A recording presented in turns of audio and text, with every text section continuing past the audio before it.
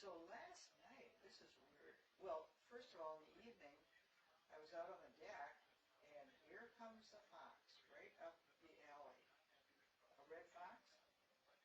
Yeah, a little close for comfort. It had just come from the block below me, and there's people there. People can't have it in a camper in the backyard over here. And the dog's out there just barking and barking, and I heard somebody say, "Oh, it's just a fox." You know, not to get excited. But it ran up the alley, so it's somewhere. But anyway, last night, and I'm going to say it's maybe around 1 o'clock, I heard this horrible noise.